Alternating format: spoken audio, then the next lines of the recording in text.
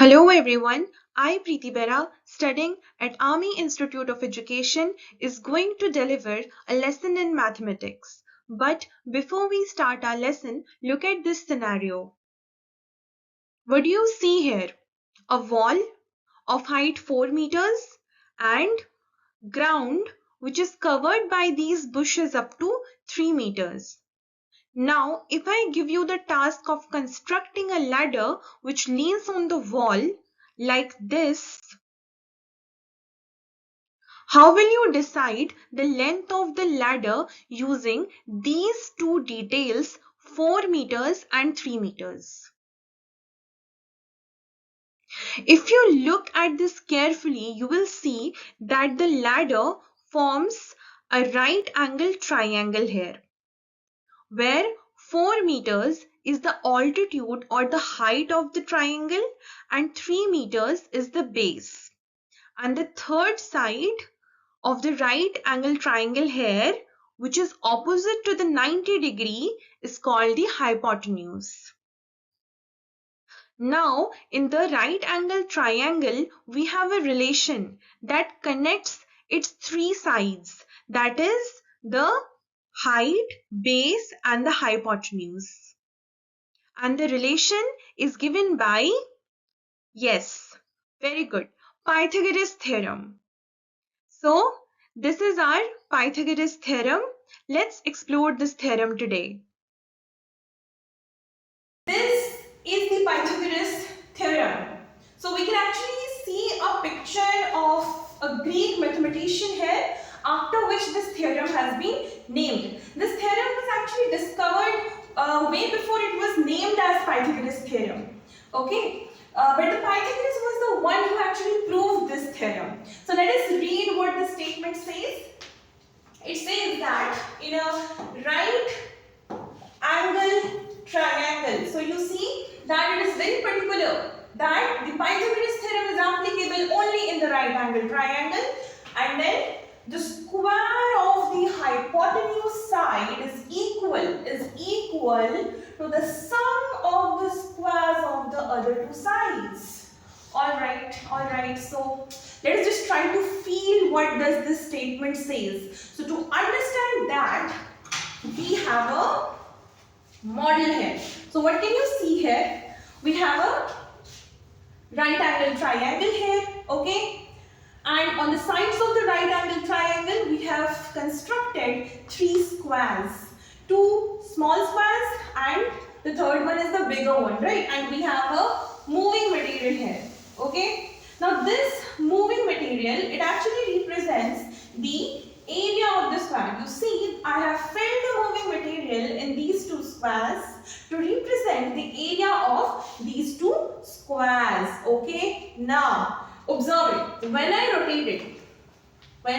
rotate it, all the moving materials of the two smaller squares, it gets filled into the larger square. You see, it gets filled into the larger square. Now you might see some spaces in it because the material by which the surface has been covered is not made up of glass. Okay, it's a cellophane paper. So that is why you might see some spaces in it, but in the ideal condition, the content of these two material fills up the larger square. Okay, if it had been made up of a glass, then it would have been perfectly filling the larger square. So, what do we infer? That the area of these two squares is equal to the area of the larger square. Why? Because the material of these two squares, which are representing the area of these two squares, are filling up the larger square. So, do you agree that the area of these two squares is equal to the third square? Okay, alright. So, let us just write what we have infer, that the area of the first square, okay? So, we can denote the area of the first square as area 1 plus area 2 of the second square is equal to area 3. Now, what we know that the area of a square is side square. Alright, so here you see in the model the side length of this square is A. Okay, the side length of this square is B. All sides are B, all sides are A, and for this larger square all the sides are C. So the area of this square will be A square. Since the side is A, the area will be side square, that is A square. The area of this square will be B square, since the side is B, and the area of this square will be C square, since the side length is C. Very simple. So this is A square, this is B square, this is C square, and we know that when we are adding the area of these two, basically when we are doing A square plus B square, it is coming equal to the C square. So that is what we are going to write here, that A square plus B square is equal to C square. Now one thing to note here is that these A, B, C are not only the sides of the square, but they are also the sides of the right angle triangle. So instead of writing that the side square plus side square equal to side square, we can write the base square plus perpendicular square equal to hypotenuse square. So I repeat that these A, B, C are not only the sides of the square, but they are also the sides of this triangle. So instead of ABC, can we write side square plus side square equal to side square? Yes. But instead of writing the term side, it's better if we use particular terms like base, perpendicular and hypotenuse. Okay. So we will write here that base square plus height square, or you can write perpendicular square, it is the same thing, is equal to hypotenuse square, is equal to hypotenuse square. Now this equation, base square plus height square equal to hypotenuse square, this equation represents the Pythagoras theorem. Okay, now let us read what the statement says. In a right angle triangle, of course, the model that we saw, it had a right angle triangle in it, right? See, the illustration of the model has been given here. Okay, you can also refer this. So you see there's a right angle triangle in between. So in a right angle triangle, this theorem is applicable. The square of hypotenuse, yes, we have the square of hypotenuse. Okay, the square of hypotenuse side, yes, the square of hypotenuse is equal. Yes, we have an equal to sign here to the sum. Yes, we have a plus sign here of square of the other two sides. Yes, we are squaring the other two sides, that is base and the height. Okay, so I hope I'm clear with the statement of Pythagoras theorem. So next, let's see what is next. This was our model. So now we have another way to prove the theorem.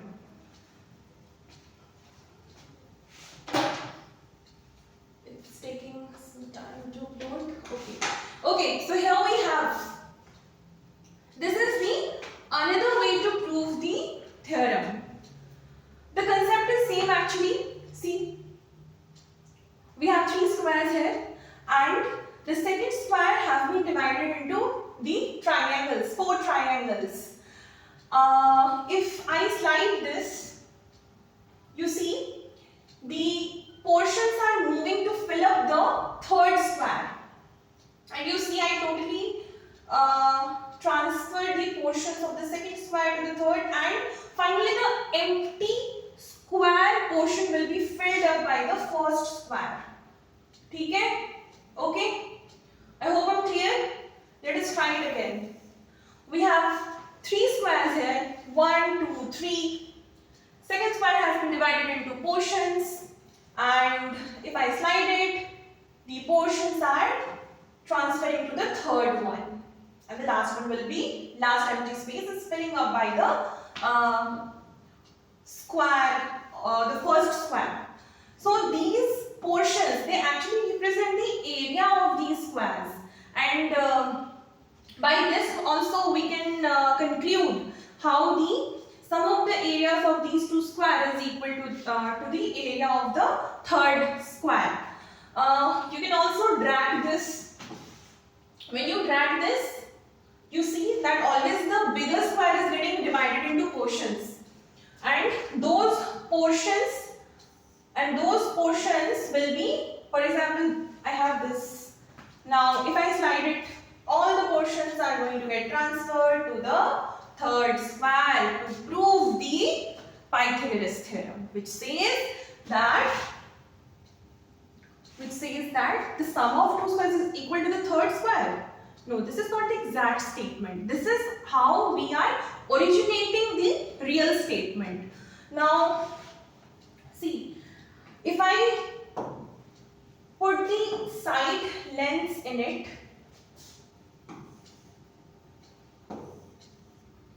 I have labeled the sides A, B, C, and we have written here the equation of the Pythagoras theorem. Okay. So since we have been able to understand what Pythagoras theorem is, let us solve some numericals based on the equation. It is going to be very easy. So here we have a triangle here. You can label it A, B, C. Then by Pythagoras theorem,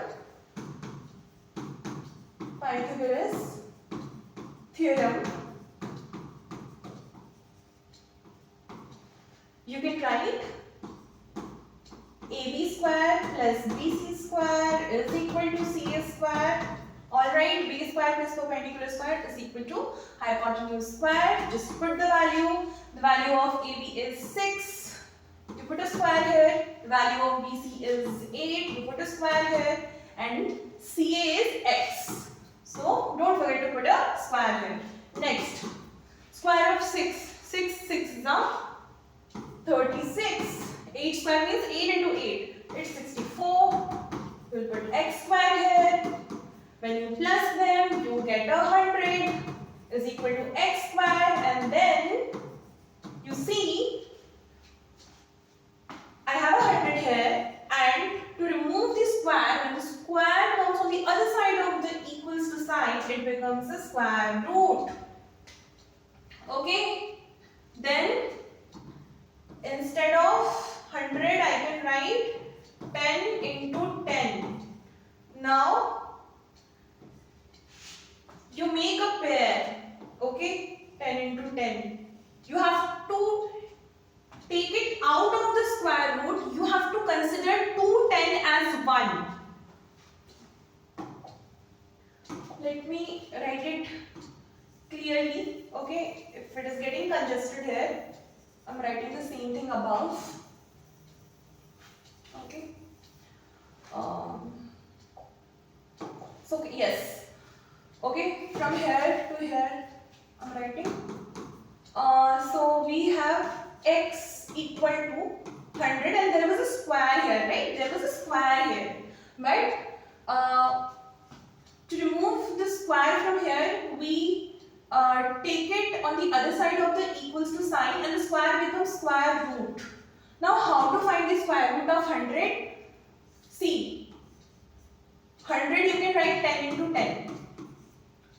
Now, to bring it out of the square root, you make a pair. Like you have to make a pair of 10. So I am having a pair here. And we have 2 10. So there is a pair. So when you take it out of the square root, the 2 10, instead of writing 2 110. Okay, and what is the unit? Unit is not given, so you can write just unit. Okay, 10 units. 10. So this is the answer. This is the answer. Okay.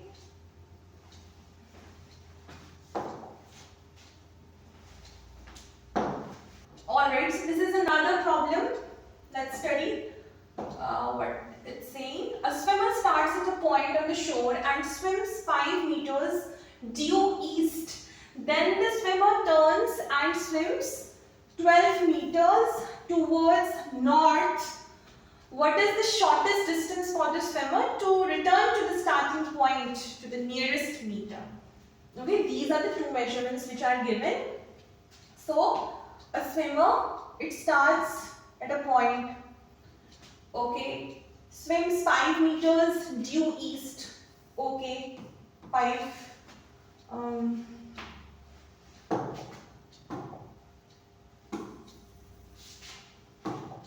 it moves 5 meters due east, okay, let us name it A.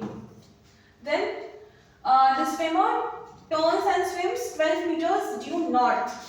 Okay. So after moving to the east, he will move towards north. Okay. This is towards north. How much? 12 meters. What is the shortest distance for the swimmer? The swimmer is here. And you have to find the shortest distance to return to the starting point. Obviously, the shortest distance is obviously not going to be this, right? Obviously, it's not going to be this. So, it's going to be a straight line. Okay? So, we'll draw a straight line. We'll draw a straight line to join these 2 points. Okay? And we have to find the value of this line. Label it as C. ABC, you need to find the length of AC. And obviously, this is 90 degree. So basically, see, this is the application of the Pythagoras Theorem, that base and the perpendicular measurements are given and you have to find the length of the hypotenuse. So I hope that you'll be able to do it. Next, moving to the next question. 2 people are on opposite sides of a river that is 9 meters wide if they are 12 meters apart horizontally. Okay, what is the distance they need to swim to meet each other? So see, what is happening here? We have a river here. So we have a river here. This is the river. Okay. And 2 people are there. So 2 people are there. 2 people are there, but please note that those people are horizontally apart. It means that they are horizontally apart. He is on that side, the another person will be on this side, but they will be horizontally apart. So he is here, okay? And then you are supposed to find that what is the distance they need to swim to meet each other. Okay, need to swim like this. So see, the width of the river is given, and the horizontal distance that they are apart, this is also given. This is 12 meters. So he is 12 meters apart. So this guy, he should be here. So let me just rub it. So this is 12 meters apart. Okay.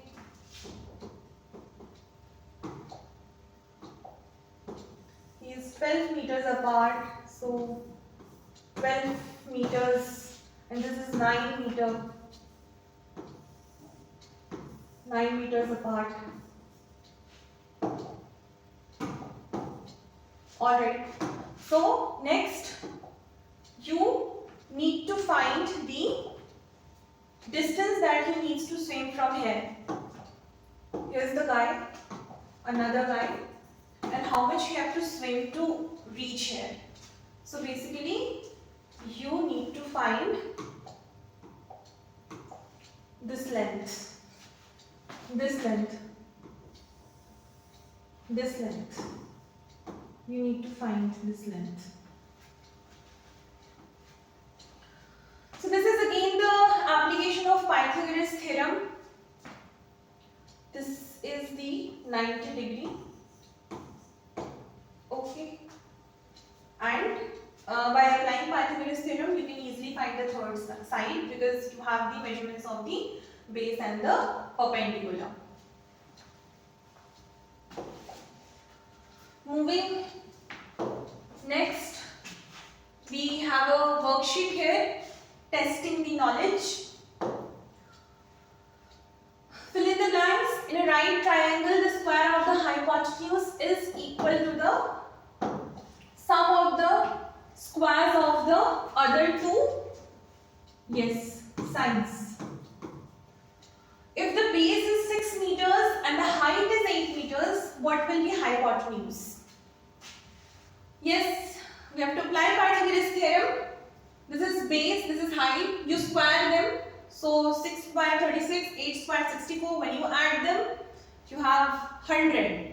And to find the hypotenuse, you need to find out the square root of the 100, which is 10. So you get the answer 10 meters. Okay. Pythagoras theorem applies only to right triangles. To determine if a triangle is a right triangle, check if the sides satisfy the equation. What is the equation? It's base square plus perpendicular square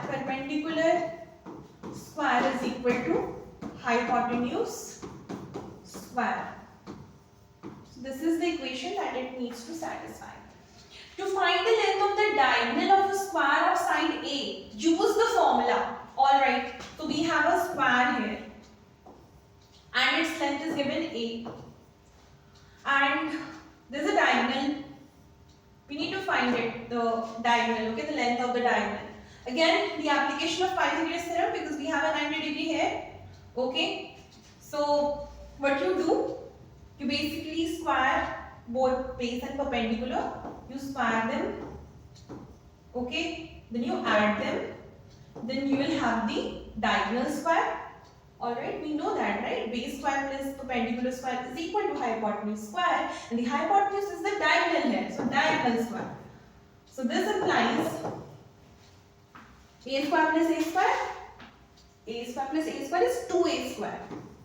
2a square is equal to d square. Next, then d will be equal to root over 2a square. So, now see, when we bring a square outside of the square root, it becomes a. So, we have a root 2a. Okay? So, the answer will be root 2a. So, now we have few home assignments for you to solve. These are the 2 home assignments that you must note down.